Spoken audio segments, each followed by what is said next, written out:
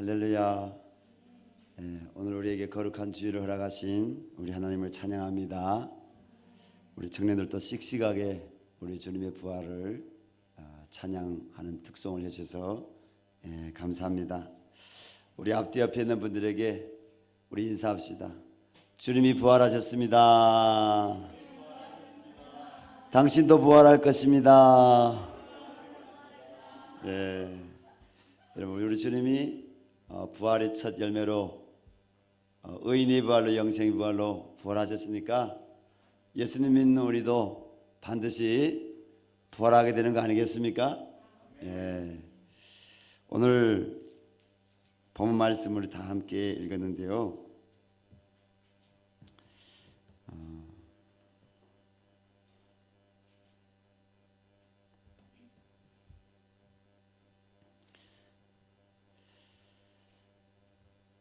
오늘 다른 해 같으면 우리 한국교회가 참 화창한 봄날에 성도님들이 다 교회 가서 하나님을 찬양하고 부활의 주님의 이름을 높여드리고 그분께 감사하고, 그리고 또 이 부활의 주일이면 보통 교회들이 새생명 축제를 합니다.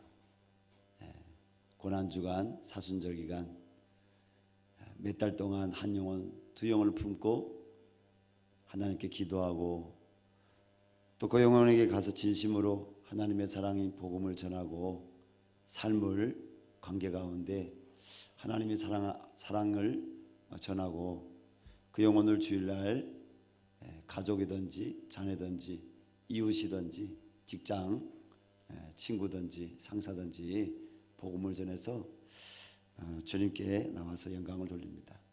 그런데 전 세계와 함께 올해 우리 한국교회가 코로나로 인해서 예배가 영상 예배를 드리고 있습니다. 영상 예배를 드린다고 하지만 성도님들이 교회에 나오지 못하고 한 주 지나고 두 주 지나고 석 주 지나고 넉 주 지나고 점점 그 믿음이 어떻게 되겠습니까? 믿음이 떨어지죠. 제가 우리 교회 영상 예배를 한번 체크를 해봤습니다. 첫째 주일, 두 번째 주일까지는 접속률이 한 130명 넘게, 우리 교회 교인 아닌 분들도 포함해서 한 130명 넘게 들어와서 한 주가 지나면 한 150몇 명 이렇게 체크도 되고 그렇게 예배 드리더라고요. 그런데 석주 지나고 넉주 지나니까 주일날 실제 들어와서 영상 예배 드리는 사람들 몇 명이냐, 지난 주일날 보니까 오전 예배 드리고 오후에 체크해 보니까 50몇 명밖에 안 됐어요. 그래서 알게 됐습니다. 또 우리 성도님들 가운데 어떤 분들은 스마트폰으로 예배 시간에 켜놓고 말씀을 듣다가 갑자기 또 딴 생각이 일어나서 다른 데 가서 딴 일하고 이러저렇게 하다 보니까 예배를 온전히 이렇게 하나님 앞에 구별해서 드리지 못하고 참 안타깝다, 이런 이야기가 우리 교회 안뿐 아니라 바깥에서도 다른 교회 다니는 분들이 이야기하는 것을 들었습니다.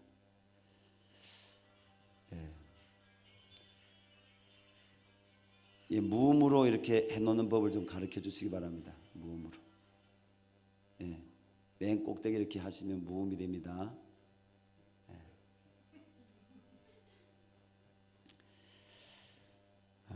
그런데 오늘 우리 교회는 이렇게 1부, 2부, 3부 우리 사회적 거리 두고 방역을 하면서 예배 드릴 수 있어서 참 감사합니다.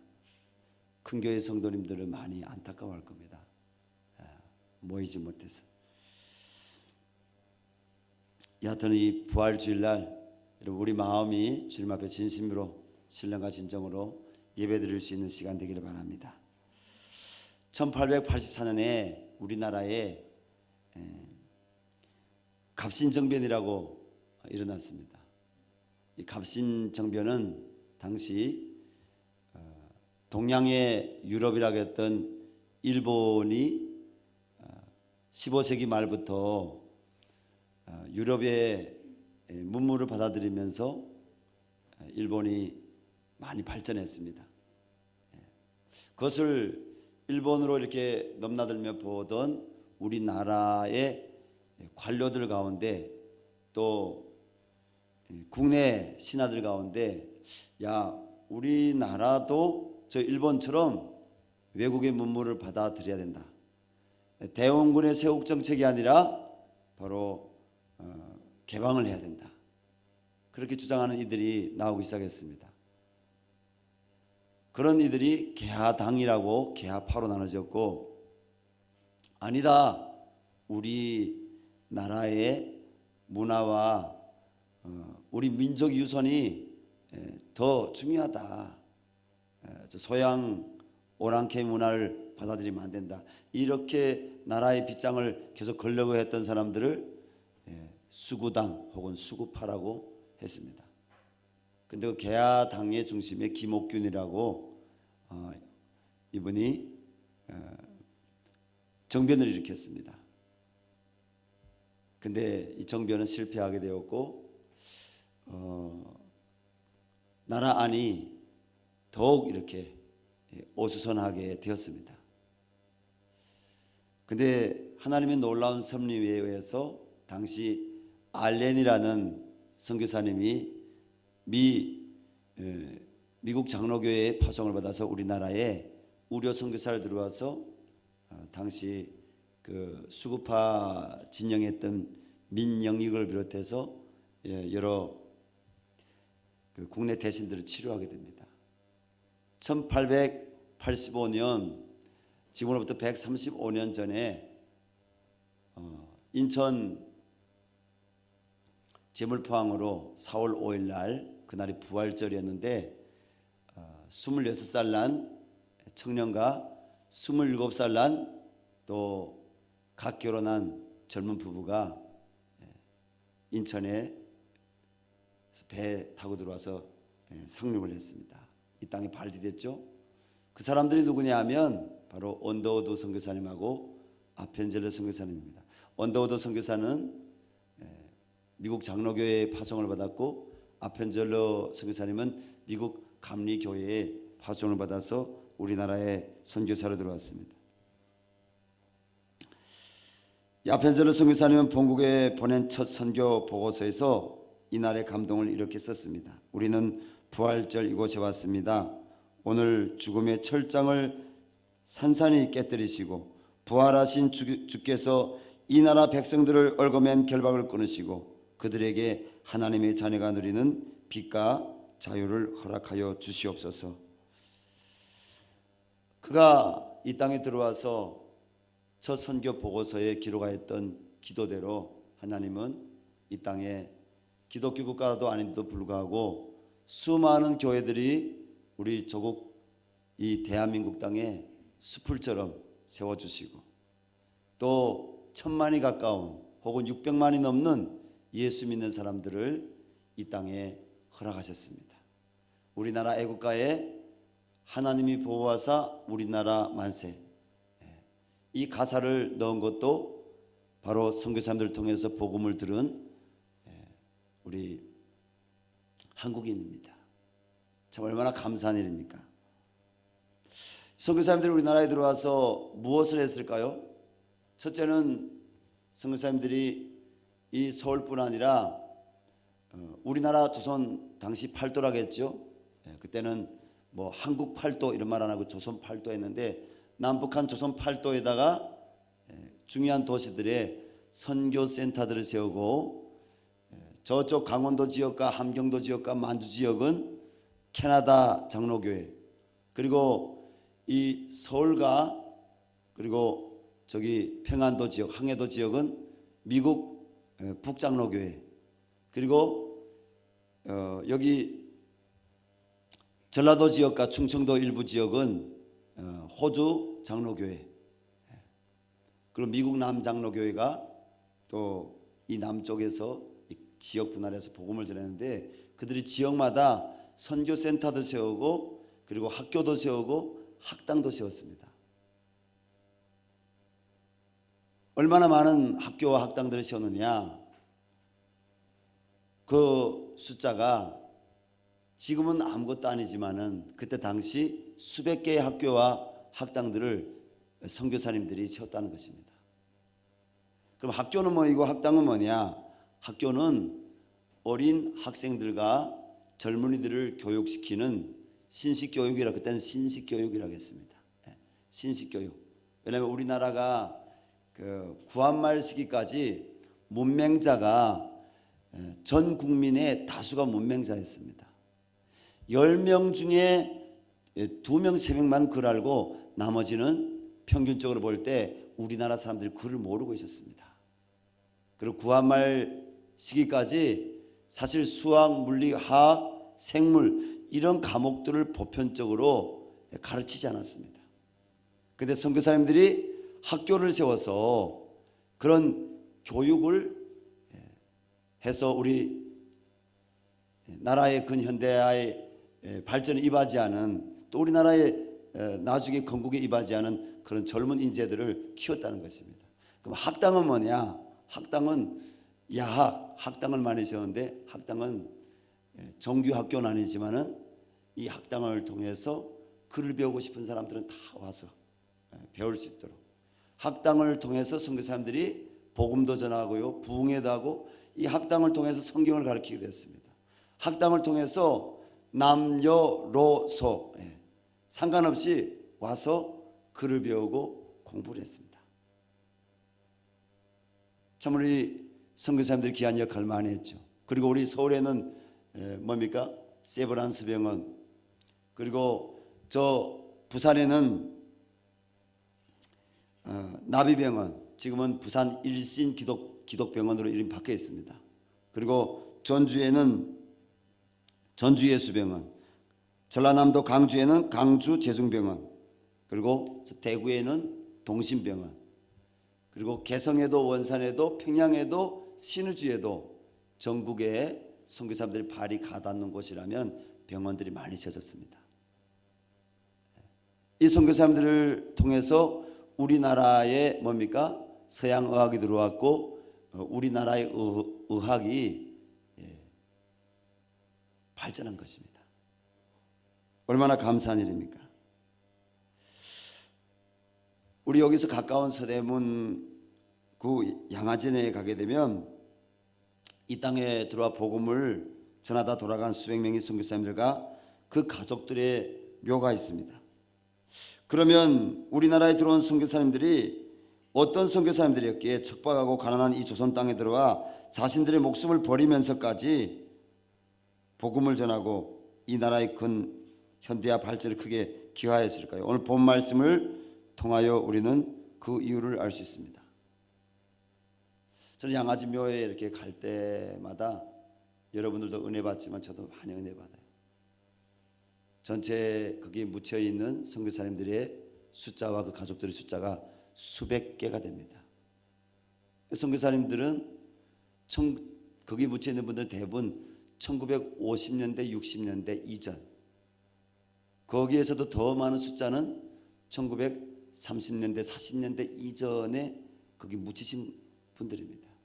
어떤 선교사님의 가족은 들어왔다가 아이들이 말라리아로 들어와서 몇 달도 못 살고 죽고, 부인이 그냥 전염병에 죽고 소천했죠. 많은 선교사님들이 또 이 땅에 들어와서 자기 본국으로, 호주로, 미국으로, 캐나다로, 또 스코틀랜드로, 영국으로 그들이 돌아가는 것을 목표로 이 땅에 들어온 것이 아니라 하나님 미리 떨어져 땅에 죽지 않으면 많은 열매를 맺을 수 없다고 하신 예수님의 요한복음 12장 24절 말씀대로 바로 이 땅에 하나님 미랄이 되어 이 땅에 묻혀서라도 이 조선 땅에, 우리 한국 땅에 복음이 증거되기를 위해서 들어와서 헌신한 것입니다. 그 결과로 오늘 열방샘교회도 세워진 줄로 믿습니다. 그리고 그 선교사님들이 이야기하고 오늘 본문 말씀하고 무슨 연관이 있느냐? 세 가지가 연관이 있습니다. 첫째는 그 선교사님들은요, 예수님의 부활을 경험한 사람들이었습니다. 오늘 16절 17절 말씀 우리 다 같이 읽겠습니다. 11 제자가 갈릴리에 가서 예수께서 지시하신 산에 이르러 예수를 뵙고 경배하나 아직도 의심하는 사람들이 있더라. 네. 여기서 11 제자 누구겠습니까? 가룟유다를 뺀, 가룟유다가 예수님을 팔아먹었죠. 은 30냥에. 가룟유다를 뺀 11명의 제자들이었습니다. 그 제자들의 이름은 베드로와 그의 형제 안드레, 세베대의 아들 요한과 야고보, 또 빌립과 바돌로메, 도마와 세리마테, 알표의 아들 야고보와 다데오, 그리고 가나안인 시몬이었습니다. 이렇게 11명의 사람들이 어디에 갔다고요? 부활하신 예수님께서 지시하신 대로 바로 요단강 북쪽, 갈릴리 북쪽에 북동쪽으로 보게 되면 헬몬산이라고 있습니다. 헬몬산을 학자들은 예수님의 모습이 변화되었던 변화산상으로 대부분의 학자들은 추정하고 있습니다. 예수님께서 그 제자들을 그 변화산으로, 헬몬산으로 가라고 지시하였는데 제자들이 그곳에 갔을 때 누구로 배웠다고요? 부활하신 예수님을 거기서 배웠다는 것입니다. 여러분, 우리 열방샘교회에 나오는 모든 성도님들은 부활하신 주님을 나의 주님으로 여러분 고백할 수 있는 믿음을 가질 수 있기를 바랍니다. 주님이 나의 죄를 위해서 십자가에 죽으셨다면 우리는 성경대로 예수님께서 3일 만에 나를 살리시려 의인의 부활로, 생명의 부활로, 첫 부활의 열매로 예수님께서 부활하셨다는 진리의 사실을 우리는 믿어야 됩니다. 그래서 예수 믿는 모든 성도들은 이런 부활의 신앙을 가져야 됩니다. 그럼 어떤 성도들이 부활의 신앙을 가질 수 있습니까? 여러분, 오늘 변화산상에서 주님을 만났던 예수님의 11명의 제자들처럼 부활하신 예수님을 우리가 성령 충만, 성령의 은혜를 통해서 우리가 하나님을 만날 때 우리가 부활하신 주님을 만날 수 있습니다. 이 부활하신 주님을 만난 예수님의 제자들은 무엇을 거기서 했습니까? 말씀 보니까 경배하였다고 말씀이 나오고 있습니다. 자, 이 경배란 말은 무엇일까요? 17절 말씀에 경배라고 나오고 있는데 이 경배란 말은요, 헬라어로 프로스키네오란 발음을 하는데요, 이 말의 뜻은 입을 맞췄다. 그리고 무릎을 꿇고 예배하다. 자, 생각해 보십시오. 입을 맞추다. 원어적으로 볼 때 이 경배란 말은 입을 맞춘다는 말이라고 하는데, 이런 부활하신 예수님을 만나서 제자들이 예수님을 평소에 문화적으로 유대인들은 입을 맞췄습니다.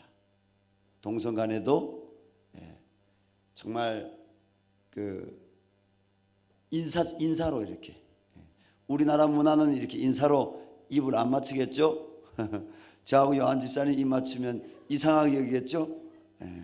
근데 우리 사복음서 말씀 보면 예수님께서 제자들과 입 맞췄던 것을 우리는 볼 수가 있습니다. 그건 무슨 말이냐면, 무슨 뜻이냐?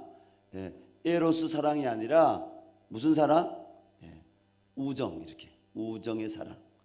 혹은 예수님 편에서는 아가페 사랑이겠죠. 그런 사랑의 표현으로 입을 맞췄다는 겁니다. 근데 오늘 본 말씀에 나오는 이 경배, 프로스키네오라는 말은 그런 입맞춤인지는 우리도 확실하게 알 수 없습니다. 그러나 더 분명한 것은 예수님의 제자들이 부활하신 예수님을 어떻게 했다고요?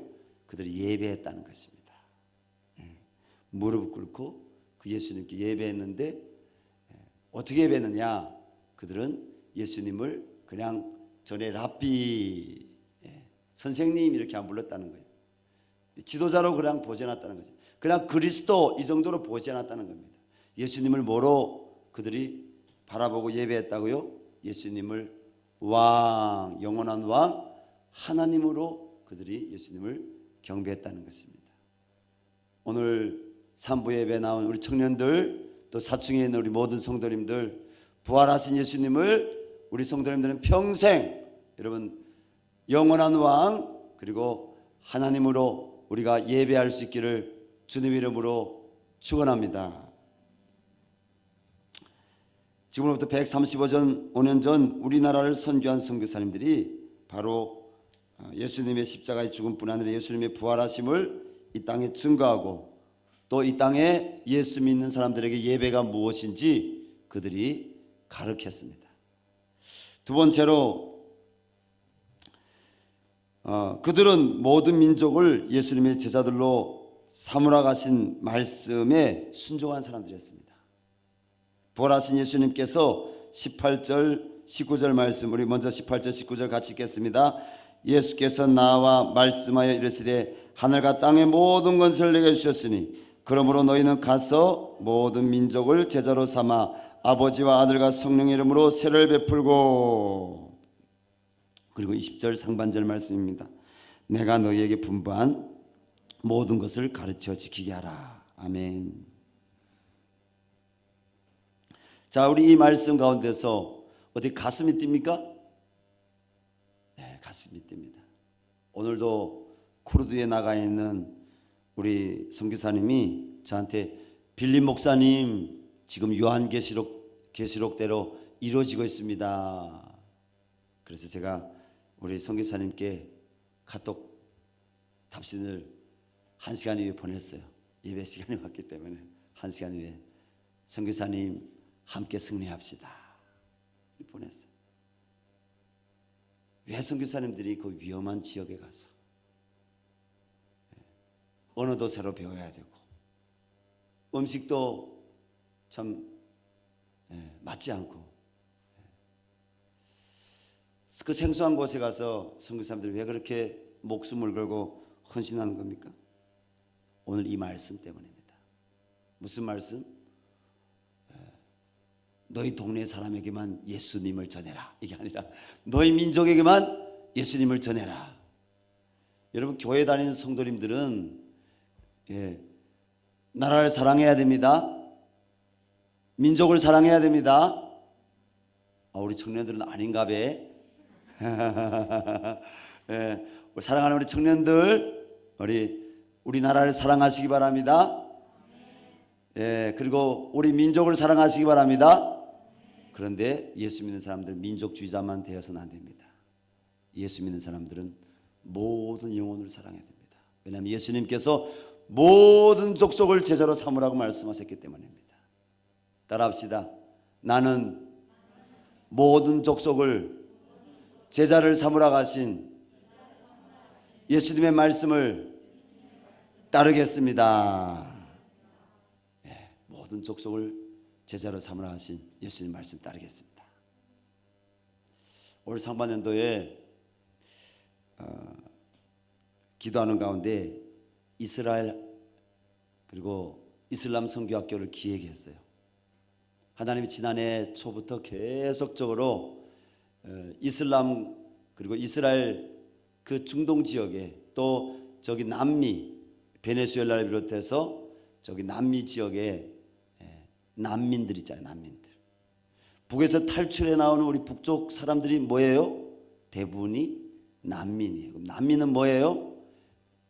어떤 전쟁이나 분쟁 혹은 정치적 위기 혹은 자연재해가 들었을 때 그 더 살기가 어려워서 부득이하게 그 땅을 떠나서 이방 땅으로 가는 사람들, 국경을 넘는 사람들, 이런 사람들이 뭐예요? 전쟁과 재해로 인해서 어려움 당한 사람들, 이 사람들 난민이에요. 지금까지 북쪽에서 나온 대부분의 사람들은 난민이었어요. 그때 하나님이 이 베네수엘라에서 사회주의, 공산주의 이념 가진 포퓰리즘 이 뭡니까? 정책을 갖고 그동안 해오다가 그 남미에서는 제일 원유를 많이 생산한 나라인데도 불구하고 제일 가난하게 됐어요. 수많은 사람들이 탈출했어요. 북쪽 여성들만 국경을 건너면 혼란 나왔을 때 고난당한 것이 아니라 그 베네수엘라 여성들도 그 주변 나라들, 브라질을 비롯한 그 온두라스인가 여러 나라들을 넘었는데 그분들이 다 고통을 당하는 거예요. 어려움 당하는 거예요. 너무 마음이 아팠어요. 그리고 이라크, 쿠르드, 그리고 시리아 지역에 수백만 명의, 아니 수천만 명의 난민들이 여기서 터지면 저기로 도망을 치고, 저기서 터지면 또 여기로 도망을 치고, 얼마나 많은 사람들이 고통을 겪고 있습니까? 우리 쿠르드에 있는 선교사님도 그런 야디지족을 비롯해서 또 시리아 지역에서 난민으로 온 그 수많은 사람들을요, 그 몇만 명, 몇십만 명이 텐트촌을 치고 있는 거예요. 여러 집단으로 이렇게 여러 지역이 나뉘어서 거기서 죽으면 죽으리라 가서 복음을 전하는 거예요. 근데 올해 이슬람 학교를 열려고 할 때 반대했습니다. 우리 선교 이사님들이 반대하고, 왜 지금 이 시점에 이슬람 선교학교를 열어야 되느냐? 통일소망 선교는 북한을 선교하는 선교단체가 아니냐? 근데 하나님이 대표인 저에게 오래전부터 열방에 대한 마음을 주셨는데, 그러나 귀한 선교사님, 이사님들이고 귀한 또 이사장님이시기 때문에 제가 존중해서 잠깐 뒤로 일보 전지 이보 태각을 이렇게 했습니다. 뒤로 두 발짝 물러서서 기도하고 있습니다. 여러분, 우리가 민족주의자가만 되면 안 됩니다. 예수님은 유대인의 모습으로 오셔서 유대인 제자들을 삼으셨지만 유대인 제자들에게 뭐라고 말씀하셨다고요? 따라합시다. 모든 족속에게 이 복음을 전파하라. 모든 족속을 제자로 삼으라고 말씀하신 거죠. 여러분, 우리 열방샘교회가 북한샘교회가 아닌 게 다행입니다. 우리 열방샘교회는 열방까지 갈 겁니다. 우리 철정제하고도 이제 갈 거예요. 이제 철정제하가 이제 뭐 철정제가 있다면 총리가 될지 무슨 장관이 될지 차관이 될지는 잘 모르겠지만, 교수가 될지 모르겠지만 같이 가야 할 거예요. 이제 같이 가서 복음을 모르는 자들이 가서 여기 앉아 있는 우리 귀한 자매님들과 함께 주님의 복음을 전하고자 합니다. 그런데 저는 요 18절 20절 말씀에서 제자라는 말을 우리가 한번 살펴봤으면 좋겠습니다. 이 제자라는 말은 헬라어로 마데테슈로 이렇게 발음이 되는데, 이 말의 뜻은 배우다, 익히다입니다. 제자는 뭐예요? 제자라는 원어의 뜻은요, 배우다 그리고 익힌다. 제자는요, 배워야 된다는 겁니다. 동의하십니까? 그리고 익혀야 된다는 겁니까? 뭘 익힌다고요? 예수님이 삶으로 3년 동안 어떻게 하나님의 나라에 대해서 선포하시고 삶으로 어떻게 아가페 사랑을 전했는지 익힌다는 거예요. 익힌다는 거예요. 그래서 제자는 두 가지 다 해야 돼요. 배우는 거하고 그것을 삶에 실천하는, 자기 몸으로 나타내는 거, 익히는 거, 이거 다 해야 됩니다. 할렐루야. 야, 나 예수 믿으면 나 구원받았네. 우리는 찬양도 제가 음치로 부르지만 여러분 부르지 않아요, 그렇죠? 박치로 부르지만 주의 이름을 부른 자는 구원을 얻으리라. 아멘. 그런데요, 교회 안에는요, 세상적인 그리스도인이 있고요, 성령의 사람이 있어요. 또 교회 밖에는 불신자가 있어요. 불신자는 어떤 사람이 불신자겠습니까? 예수님의 복음을 들어도 귀를 딱 막고, 야, 나 그런 예수 몰라. 너나 그 유대인 예수 믿어. 예수하고 나하고 무슨 상관이네. 하나님이 어디 있어? 이런 말을 하는 사람들이 불신자입니다. 자, 그러면 교회 안에 세상적인 그리스도인들은 어떤 사람들일까요? 여러분, 성령의 비치심을 받아서 하나님이 살아계심도 알아요. 성령의 증거를 받아서 하나님을 아버지라고도 불러요. 예수님을 주님이라고도 고백해요. 그런데 교회 안에서와 교회 바깥에서 다르다는 거예요. 교회 안에서는 기도도 하고, 누구처럼요? 바리새인들처럼, 세리처럼 기도도 하고 찬양도 하고 하나님도 예배하는 모습으로 보이지만, 교회 바깥에서는 뭐예요?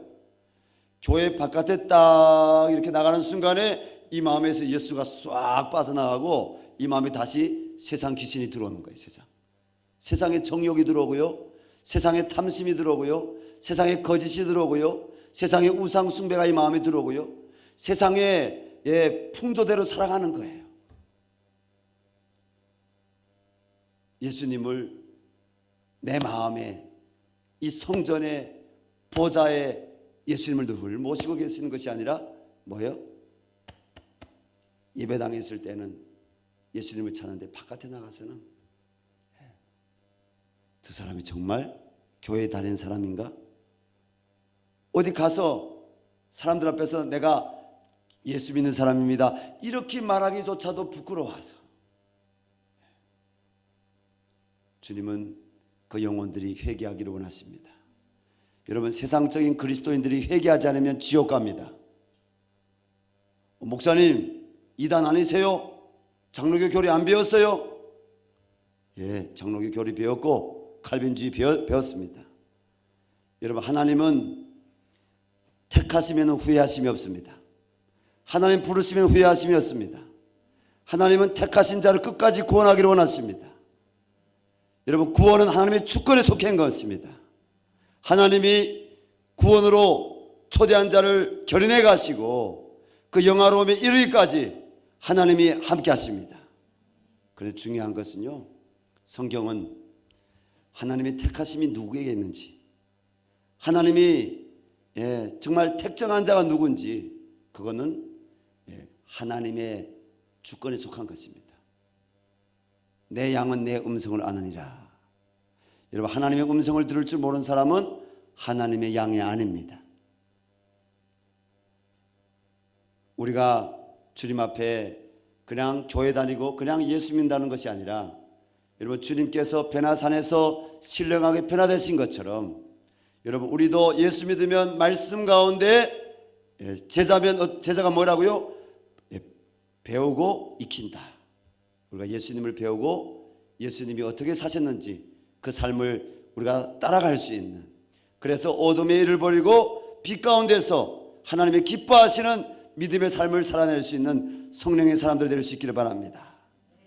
세상적인 그리스도인들 회개할 수 있도록 하나님께서 이 교회에 성령을 부어주시고 은혜 부어주시기 바랍니다.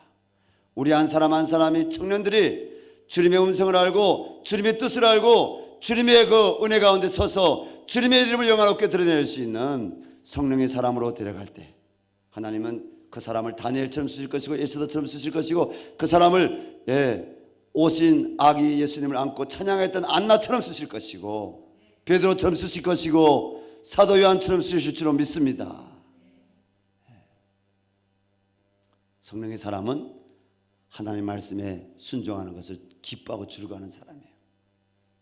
성령의 사람은요, 회개하기를 하나님 앞에서 중요하게 여기는 사람입니다. 회개는 뭡니까? 말씀의 빛이 도둑질하지 말아라, 거짓 증거하지 말아라, 술 취하지 말아라, 방탕하지 말아라, 이런 말씀의 빛이 비춰왔을 때, 이 말씀이 우리 유정자매를 향한 말씀이구나, 이 말씀은 저 자매가 지켜야 될 말씀이야, 이게 아니라 하나님, 이 말씀은 내가 지켜야 될 말씀입니다. 하나님, 내게서 불의가 떠나가기를 원합니다. 여전히 내 안에 거짓이 있습니다. 거짓이 떠나가기를 원합니다. 예수님의 신부로 이 마음에 검은 옷들을 다 벗어버리고 흰 옷으로 단장하기를 원합니다. 주님, 나를 불쌍히 여겨주시고. 우리 남자도, 저도 요즘에 화장하거든요. 눈썹만 안 그랬지.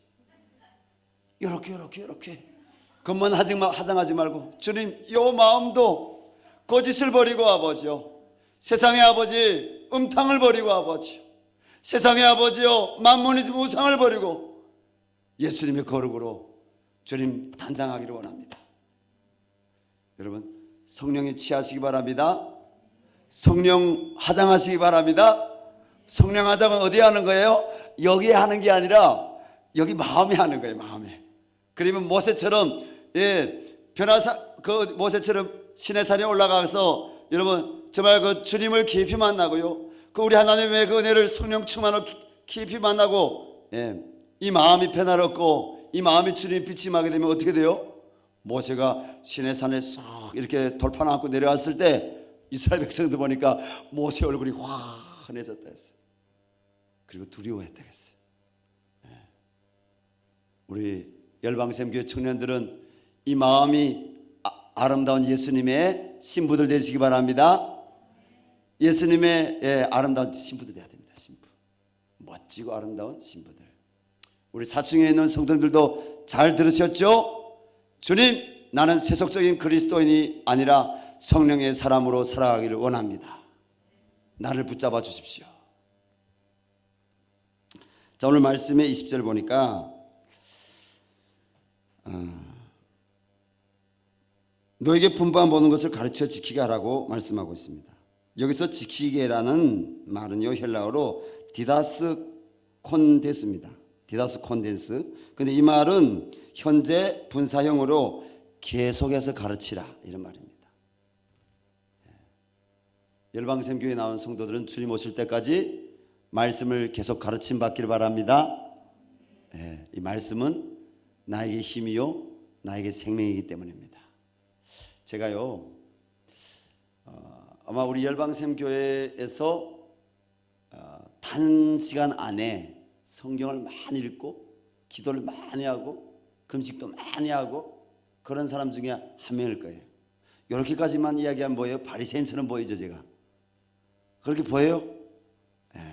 그렇게 안 보인다니까 다행입니다. 우리 청년들 고마워요. 제가 처음에 예수님 만나서 한 1년 반 정도 2년 가까이네요. 성경을 수백 독 읽었어요. 성경을 하나님 말씀을 매일 찬송 부르며 이 성경 읽는데요. 이 성경의 말씀이 툭툭툭 이 살아있는 거예요. 이 말씀이. 이 말씀 안에 보니까 생명이 있는 거예요. 어떤 때는 말씀이 정말 꿀송이처럼 달고요. 어떤 때는 말씀이 막 이렇게 향기가 이 말씀 안에 진짜 향기가 막 이렇게 풍겨 나오는 거예요. 말씀이 어떨 때는 비수같이요 팍팍 내 양심을 찌르는 거예요. 내 양심에 뭐가 있는 거예요? 거짓이란 놈이 있는 거. 이 말씀이 찌르는 거예요. 그래서 나는 이 말씀 앞에 그때 훈련 받았을 때 변화되고 싶었어요. 죄를 버리고 싶었어요. 습관을 버리고 싶었어요. 죄의 습관을. 근데 안 버려지는 거 있잖아요. 안 버려지는 거 있잖아요. 요게 생각과 이 마음에 딱 또아리 틀고요. 뱀처럼요. 이 죄란 놈이 안 버려지는 거예요. 안 버려지는 거예요. 저기 뒤에 있는 우리 형제 자매님들은 잘 버려졌죠? 저분들은 저보다 수술이 다 높으신 분들이에요. 안 버려지는 거예요. 저는 안 버려지는 거예요. 하나님이 간음하지 말라. 여자를 보고 음욕을 품는 자마다도 이 마음이 이미 간음하는 거느니라. 그런데도 불구하고 성경 공부하다가 이 바깥에 4층 꼭대기 아파트 바깥에 이렇게 내려다보면 여자들이 지나가게 되면 야 나는 언제 장가 가노? 이런 이 똥 같은 생각이요. 이 더러운 생각이 마음에 있는 거예요. 이 마음이 하나님 말씀 읽는데 찌르는 거예요. 그래서 또 금식하는 거예요. 3일 금식하고 일주일 금식하고 5일 금식하고 하루 2끼 먹든지 한 끼 먹든지 또 20일 금식하고요. 한 달 금식하고요. 그러고 나니까 제가 북에서 넘어올 때 몸 체중이 70kg 조금 넘었댔어요. 그런데 금식을요 한 2년 가까이 그냥 밥 먹도 금식하니까 체중이 얼마나 쪘냐 60kg 가까이 줄었어요. 60kg 가까이. 그때 그 체중계가 없어서 그랬지 아마 60kg 아래 내려간지도 모르겠어요. 근데 이게 사람이 체력이 떨어지면 다시 이게 회복하기가 그것도 장기간 계속 금식하니까 쉽지 않더라. 자, 이렇게 되었으면 어떻게 거룩하게 되었을까요? 이렇게 되었으면 어떻게 좀 대단하게 되었을까요? 신령하게 되었을까요? 어떻게 생각하세요? 저만 뭐 예수님 믿는 사람처럼 다 변환해 주세요. 우리 청년들 사랑한다니까요. 우리 좀 영적인 좀 이렇게 교제 좀 합시다. 그런데 제가 21년 지금 넘어가고 있는 지금 시점에도 하나님 앞에 내가 십자가에 못 박아야 될 죄들이 계속적으로 내 안에 있는 거예요. 오래 참지 못하고요.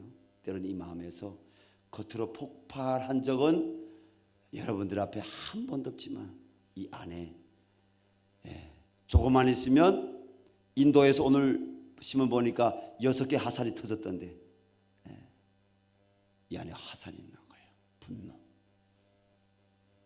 여러분 우리가 오늘 주님께서 디다스 콘데스 이 말은 뭐라고요? 계속해서 가르쳐라. 우리가 하나님 말씀 앞에 계속해서 이 생명의 말씀 앞에 이 구원의 말씀 앞에 예수님의 이 입에서 나온 하나님 입에서 나온 이 말씀 앞에 우리가 서 있을 때 여러분 나로 나된 것이 아니라 아까 대표 기도했던 우리 자매님이 기도대로 주님의 은혜로 되는 줄로 믿습니다. 주님 내가 아니라 예수님이 아멘 예수님으로 살아갈 수 있는 우리 성도님들 될 수 있기를 바랍니다. 예수님을 닮아가야 돼요. 오늘 두 번째 우리 말씀을 계속 보고 있습니다. 계속 우리는 훈련받아야 됩니다. 우리나라에 들어온 우리 선교사님들은요 피부와 색깔과 언어 인종이 다른 사람들이었지만 오늘 주님께서 하신 모든 민족을 제자로 삼아라는 말씀대로 우리 민족에게 예수님의 복음을 온전하게 전하기 위해 자신을 희생하셨습니다. 그들 가운데는 복음을 전파하기 위해서 선교하기 위해서 이름도 뭐예요? 조선식으로 우리 한국식으로 이름 바꾸고요. 옷도 한국식으로 저고리로 바꾸고 식사도 한국식으로 먹었습니다. 원도도 선교사님은 자신의 이름을 한국식으로 원두, 그 다음에 아펜젤러 선교사님은 자신의 이름을 우리 한국식으로 아편설라로 바꿨습니다. 평양에 조선 장로교 신학교를 세운 사무엘 오스틴 모펫 선교사님은 자신의 이름을 한국식으로 마포 삼열로 바꿨습니다. 그리고 선교사님들이 바로 이 땅에서 익숙하지 않은 문화가 전혀 다른 이 동양의 그 미국이란 나라다 캐나다 나라 당시 호주란 나라는 이러면 기차가 막 굴러갔고요. 비행기가 막 날아다니고요. 그때였습니다.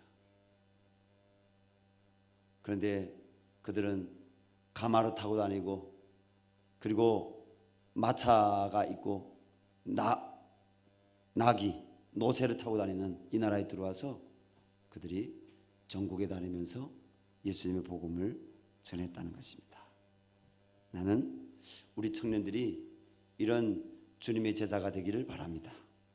우리 열방샘교회 교우들이 이런 주님의 제자가 되기를 바랍니다. 아니 목사님 제가 이제 나이가 얼마인데요. 우리 자녀들이나 예수님의 제자 되지 저는요. 아니 이번에 그 신학교 간 그 7명 있지 않습니까? 그 사람들이 예수님의 제자가 되기 위해서 신학교 간 게 아닙니까? 저는 아닌 것 같아요. 저는 그냥 교회 그냥 주일 빠지지 않고 열심히 나오고 제가 하나님 앞에서 헌금 생활을 잘하고요. 그러면 되는 거 아니겠습니까? 아니요. 성경은요. 예수님께서 모든 족속이 예수님의 제자가 되라고 했습니다. 그리고 사도행전 1장 8절 말씀 보면 성령이 너에게 임하시면 너희가 권능을 받고 예루살렘과 유대와 사마리아 땅까지 이르러서 내 증인이 되라고 했습니다. 자, 성령 못 받은 사람 손 들으십시오. 성령 못 받은 사람. 성령 못 받은 사람은 예수님의 제자가 괜찮습니다. 성령 못 받은 사람. 성령 받은 사람 손 드십시오. 성령 받은 사람. 이것도 아니고 저것도 아니고 돕지도 않고 차옵지도 않으면 내가 입에서 토하여 내치리라. 요한계시록 말씀에 우리 주님 말씀하시는데, 여러분 우리 다 성령 받았어요. 예, 우리 철주도 성령 받았고, 저도 성령 받았고, 우리 철주 어머니도 성령 받았어요. 그 증거가 뭐냐? 예, 누구든지 성령이 아니고서는 예수님을 주님이라고 할 수 없다. 성령의 은혜가 아니고서는 하나님을 아버지라고 부를 수 없다. 여러분 우리가 그냥 하나님을 아버지라고 부르는 거, 믿음이 없이 아버지라고 부를 수 없어요. 그냥 예수님을 습관처럼 나의 주님, 아니 그 이스라엘의 유대인 예수하고 나하고 무슨 상관이 있는데, 이 불신자잖아요, 불신자. 그런데 하나님 앞에 나와서 예배드리고 예수님을 주님이라고 고백하는 건 뭐예요? 키리오스, 주님이라고 고백하는 것은 바로 성령을 받은 증거인 줄 믿습니다. 성령이 우리에게 인을 쳤다고 했어요. 하나님의 자녀로 인을 쳤다고 했어요. 하나님의 자녀로 인침받은 사람들이 하나님을 아버지라고 부르고 예수님을 주님이라고 고백하는 거예요. 아멘. 네. 여기 있는 분들 다 성령 받았습니다. 목사님 저 억지로 몰고 가네. 아니라 성경을 말씀하고 있는 겁니다. 성경을. 로마서 말씀이 그렇게 말씀하고 있어요. 그리고 성령 받은 사람, 성령으로 거듭난 사람들은 다 뭐가 된다고요? 예수님께서 증인이 되라고 말씀하신 거죠. 제자가 되라고 말씀하신 것입니다. 때문에 나는 주님 앞에 피할 수 없습니다. 주님, 저는 예수님의 제자입니다. 예수님이 가신 그 길을 나도 가기를 원합니다. 여러분 이런 사람들은요, 세 번째로 예수님의 이 땅에 다시 오심을 간절히 기다리는 사람들입니다. 부활하신 예수님께서 이 20절 하반절에서 볼지어다 내가 세상 끝날까지 너희와 항상 함께 있으리라 말씀하셨습니다. 예수님이 하신 이 말씀에서 세상 끝날은 언제입니까? 세상 끝날은 마태복음 24장에 기록된 최후 심판 때입니다. 그날은 부활하신 후 40일 만에 승천하사 하나님 보좌 우편에 앉아 계시던 우리 왕, 우리 구주가 되시는 예수님이 이 땅에 다시 재림하여 오시는 그날입니다. 여러분 예수님이 이 땅에 다시 재림하여 오시는 거 믿으십니까?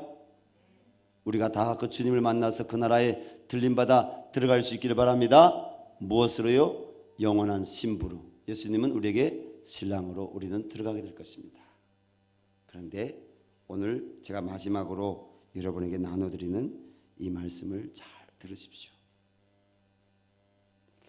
예수님이 이 땅에 심판의 주로 재림하시는 그날에요, 예수님 믿는 사람들 가운데는 산 그대로 주님을 만나 신령한 몸으로 변화되어서 그 나라에 들어가게 될 것입니다.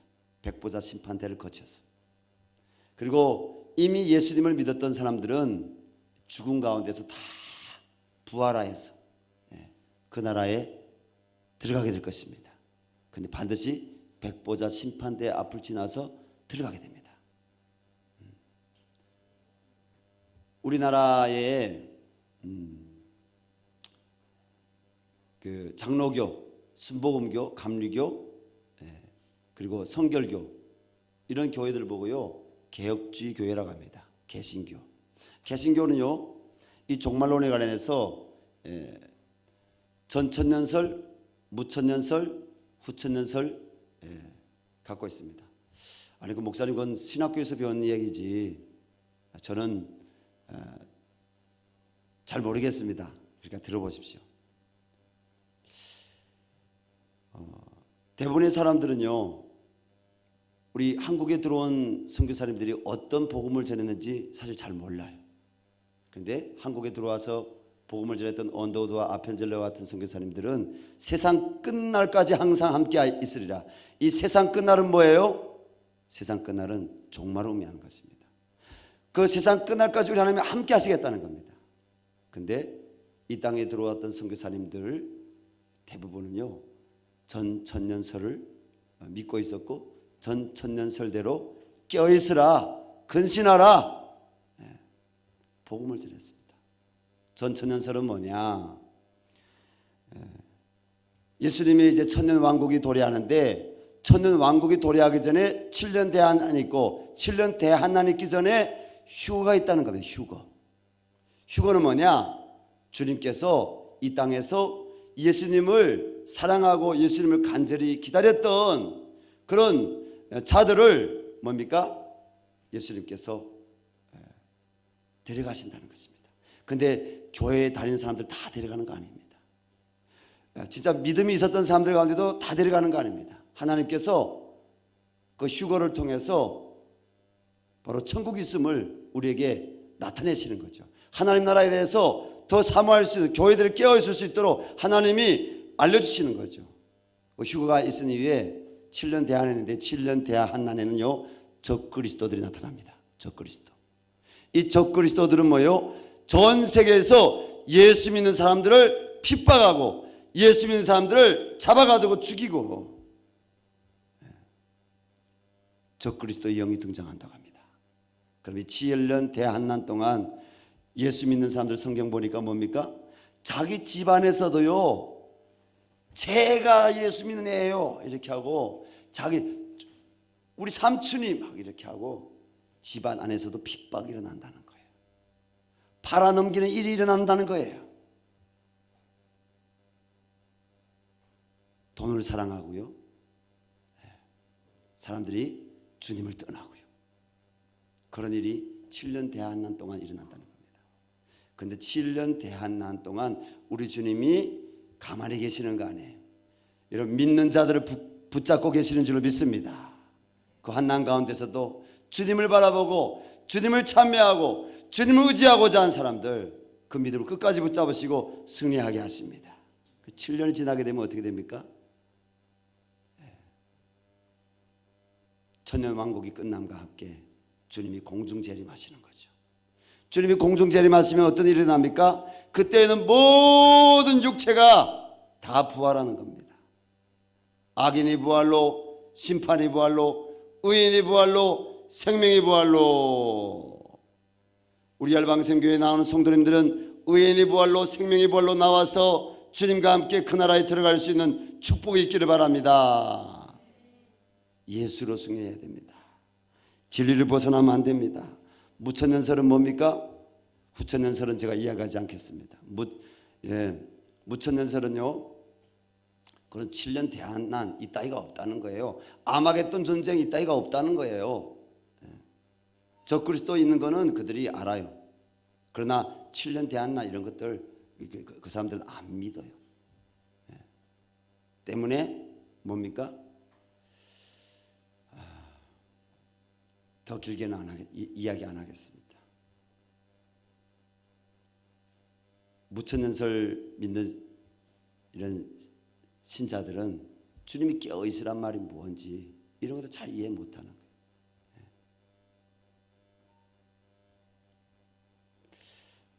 말씀을 마무리하겠습니다. 선교학자 칼 하르첸시타인은 선교는 교회의 근본적이고 본질적인 의무이며 유일한 존재 이유라고 정의했습니다. 주님이 세우신 교회는 사회적으로 또 전 세계의 어렵고 불쌍한 사람들을 도와야 합니다. 그러나 교회의 존재 이유는 어려운 사람들을 돕는 것을 넘어서 한 생명 한 생명을 전도해서 구원을 얻게 하는 것입니다. 사랑하는 여러분, 예수님의 부활을 믿습니까? 영원한 하나님 나라를 사모하십니까? 그렇다면 우리 열방샘교회는 우리나라에 복음을 전해준 한국교회 초기 선교사님들처럼 예수님의 부활을 증거하는 교회가 되어야 할 것입니다. 그리고 모든 민족을 제자로 삼는 일에 헌신하는 선교적인 교회로 더욱 성장해야 될 것이며, 우리의 구주가 되시는 예수님이 영원한 왕으로 다시 오심을 기다리는 교회가 되어야 할 것입니다. 이러한 교회만이 진정한 주님이 머리가 되시는 교회이며 세상을 변화시킬 수 있는 교회 청년들입니다. 부활의 주님을 찬양합니다. 우리 시간 주님께 기도했으면 좋겠습니다. 하나님, 한 달을 예배 안 드려도 이렇게 우리의 신앙이 좀 연약해지는데, 우리가 오늘 주신 말씀대로 우리가 배우고 우리가 주님을 닮아갈 수 있도록 우리 삶이 주님 원하시는 삶으로 익히기를 원합니다. 예수님의 제자가 되기를 바랍니다. 그리고 주님 다시 오심을 우리가 믿고 이 땅 가운데서 모든 족속에게 복음을 증거하라고 하신 말씀대로 우리가 복음을 증거하는 삶을 살아가기를 원합니다. 교회 목사만 예수님의 제자가 아니라 하나님의 자녀로 성령의 인침받은 모든 사람들 다 예수님의 제자입니다. 하나님, 나도 제자된 삶을 살아갈 수 있도록 도와주시옵소서. 주님 오실 그날까지 하나님 말씀을 주님 계속해서 가르침 받을 수 있도록, 그래서 내가 영적인 존재로서 하나님의 주님 자녀로서 주님의 신부로서 아버지 믿음을 잃어버리지 않고 살아갈 수 있도록 도와달라고 우리 기도하고요. 그리고 이 코로나 재앙이 속히 전 세계와 우리나라에서 하나님 떠나갈 수 있도록 우리 간절히 기도하고, 그리고 이번 총선 가운데 하나님의 은혜가 임하게 해달라고 기도하고, 그리고 열방샘교회를 주님 북한뿐 아니라 열방을 구원할 수 있는 주님의 부활의 증인된 교회로 부흥시켜달라고, 그리고 하나들 위해서 우리 주여 한번 부르고 기도하겠습니다. 주여, 하나님 아버지 감사합니다. 아버지, 오늘 우리 청년들과 함께 또 우리 열방샘교회 아버지 시흥에 있는 아버지 귀한 믿음의 가족들과 함께 예배드리게 하심을 감사합니다. 아버지 하나님, 주님의 이름을 높여드립니다. 오늘 주님 주신 말씀대로 우리 열방샘교회에 나온 모든 성도님들 주님의 부활을 경험하는 아버지, 주님의 부활을 아버지 증거할 수 있는 하나님의 귀한 일꾼들 성도들 다 되기를 원합니다. 예수님의 제자들 되기를 원합니다. 아버지 하나님 말씀을 가까이 하여 배우고 익히는 일에 힘쓰게 도와주시고, 또 우리 열방샘교회에 나오는 모든 성도님들이 아버지 주님 선교사만 제자가 아니라 아버지 젊은이들만 제자가 아니라 아버지 목사만 제자가 아니라 아버지 성령의 인침받아 하나님의 자녀가 되고 하나님 나라를 기다리고 있는 나도 아버지 제자라는 사실을 인정하고 주의 말씀을 날마다 가까이 하고 이 마음의 어둠 이를 버리고 주여 빛의 갑옷을 입고 성령으로 살아갈 수 있도록 도와주시기를 원합니다. 아버지 주님, 날마다 예수님을 닮아가기를 원합니다. 날마다 예수님을 쫓아가기를 원합니다. 날마다 예수님을 아버지 말씀 가운데 바라보고 승리하기를 원합니다. 사랑하는 우리 열방샘교회 청년들, 이 나라의 미래가 되고 아버지 전 세계 교회들이 아버지 미래가 될 텐데 이들을 성령으로 기름 부어 주시기를 원합니다. 하나님의 뜻대로 살아갈 수 있도록 축복하여 주시기를 원합니다. 세원 아버지여, 귀한 주의 종들, 세원 우리 아버지여, 우리 정말 청년들 아버지 성령 충만하게 도와주시고 아버지의 기쁨과 사랑으로 설 수 있도록 도와주시옵소서. 하나님 감당할 수 있는 아버지 은혜를 주시옵소서.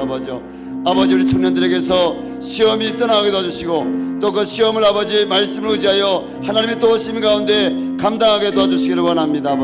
아버지 우리 열방샘교회가 아버지요 부활이 증인된 교회가 되기를 원합니다. 청년부가 부활의 증인들이 가득한 교회가 청년부가 되기를 원합니다. 하나님 이 교회에 하나님의 성령을 부어주시고 또 우리 청년들 아버지 학업과 그리고 청년들 아버지 직장 가운데 삶 가운데 우리 주님 함께하여 주시옵소서. 오늘 예배드려 나온 성도님들 각 가정 가운데 은혜가 넘치게 도와주시고 우리 교회가 저 북녘 땅뿐 아니라 열방에 하나님의 은혜의 복음을 증거할 수 있도록 이 부활의 복음을 증거할 수 있는 교회가 될 수 있도록 부흥되게 하여 주시옵소서. 코로나 재앙이 떠나가기를 원합니다. 아버지 서울에서 우리나라에서 열방에서 이 코로나 재앙이 떠나가기를 원합니다. 하나님께 자복하고 회개하고 하나님의 얼굴을 구하고 하나님을 가까이 하는 아버지요 믿음운동, 성령운동, 거룩운동 아버지요 생명운동들이 일어나게 도와주시고 아버지 그 가운데 주님 이 땅에 하나님의 놀라운 아버지 부흥을 허락하여 주시옵소서. 아버지 축복하여 주시옵소서. 총선 가운데 하나님의 손이 함께해 주시기를 원합니다. 아버지 우리 조국 대한민국 아버지 자유롭게 예배드리는 것 아버지 그 은혜를 빼앗기지 않기를 원합니다. 하나님 아버지 인본주의가 아버지요 하나님 신본주의를 아버지요 없이 보고 아버지 하나님 인본주의가 아버지요 하나님을 대적한 일이 없도록 이 나라를 지켜주시고 보호하여 주시기를 원합니다. 아버지 총선 가운데 하나님 주님의 거룩한 손이 나타나게 도와주시고 아버지 악한 계계들이 아버지 도말하여 주시기를 원합니다. 아버지 주여 불쌍히 여겨주시고 함께하여 주시고 이 나라를 축복하여 주시옵소서. 위정자들로부터 시작하여서 아버지 모든 국민들이 하나님 앞에 설 수 있도록 도와주시옵소서.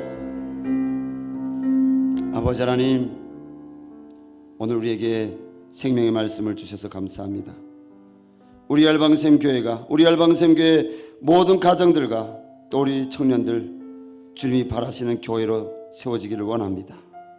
부활의 주님을 경험하고 전할 수 있게 하여 주시고 모든 민족을 제자로 삼아서 아버지와 아들과 성령의 이름으로 세를 주고 분부한 것을 가르쳐 지키게 하는 데 쓰임받을 수 있는 예수님의 제자들 되게 도와주시고, 또 예수님의 제자들을 삼을 수 있는 귀한 우리 청년들, 우리 성도님들 다 되게 하여 주시옵소서. 하나님, 우리가 배운 일을 아버지여, 우리가 주님을 더 깊이 알아가고 익히는 일을 게을리하지 않기를 원합니다. 깨어 근신하게 하여 주시옵소서. 아버지, 내 안에 세속적인 아버지 모습이 있습니까? 세속적인 아버지 육신의 그리스도인의 모습이 있습니까? 주님, 어둠의 일을 벗어버리고 빛의 갑옷을 입기를 원합니다. 거룩을 추구하기를 원합니다. 예수님이 내 안에 왕이 되어주시고, 예수님이 내 안에 아버지여 하나님이 되어서 그분께 제자들이 경배했던 것처럼 우리가 경배하게 하여 주시옵소서. 하나님, 선교현장들에서 수고한 아버지 선교사님들이 있습니다. 이 부활주일날 모든 선교사님들 가정 가운데 함께 해주시고 위로해 주시고 은혜를 베풀어 주시옵소서. 우리 열방생교회 청년들과 이 자리 예배 참석한 모든 성도들을 통해서 하나님 나라가 저 북녘 땅에 열방 가운데 예수님의 십자가의 제3의 복음으로, 부활의 복음으로 다시 오실 주님 영광의 복음으로 증거되게 하여 주시옵소서. 이 일에 우리 모두를 귀하게 깨워서 주님 말씀으로 훈련시켜 주님 사용하실 줄로 믿고, 또 교회 한우들 주님 축복하사 치료하여 주시고, 또 성도님들의 가정과 학업과 사업 가운데 하나님의 의로운 오른손이 함께 하실 줄로 믿고 예수님의 이름으로 기도합니다.